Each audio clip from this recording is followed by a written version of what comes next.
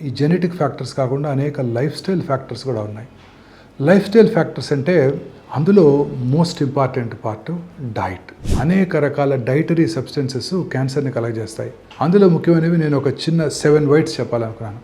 White pasta, white bread, అదే white ఫ్లోర్తో అంటే మైదాతో చేసే అన్ని రకాల పదార్థాలు, white rice, white sugar, white salt, white potatoes and animal fats.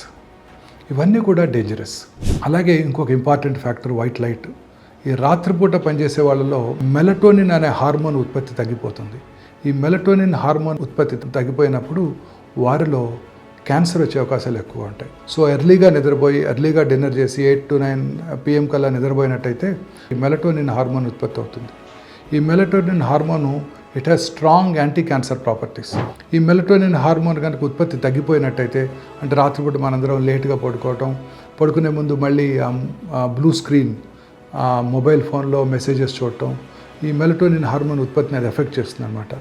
So అందుకే నైట్ టైం పనిచేసే BPO ఆఫీస్ ఎంప్లాయీస్ అందరికి కూడాను అనేక రకాలైన క్యాన్సర్, స్త్రీలలో breast cancer, lung cancer, colon cancer, ovarian cancer, పురుషుల్లో ఇవి కాకుండా ప్రాస్టేట్ క్యాన్సర్ కూడా వచ్చే అవకాశాలు ఎక్కువగా ఉంటున్నాయి. సో అందుకే ఎర్లీగా నైట్ టైం పడుకోవటం, రాత్రిపూట బెడ్ లైట్ లేకుండా పడుకోవటం, ఒకవేళ బెడ్ లైట్ అత్యవసరమైతే స్మాల్ వాటేజ్ రెడ్ లైట్ మాత్రమే వాడటం ద్వారా ఈ మెలటోనిన్ హార్మోన్ ఉత్పత్తిని తగ్గించకుండా చూసుకున్నట్టయితే క్యాన్సర్ బారి నుంచి కాపాడుకోవడానికి కూడా అవకాశం ఉంది.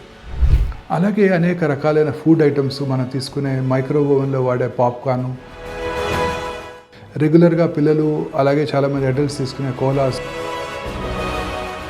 పెప్సీ కోలా, ఈ బెవరేజెస్ అన్నిట్లో కూడాను హై షుగర్స్, వాటిలో అనేక రకాలైన కెమికల్స్ వాడటం జరుగుతుంది.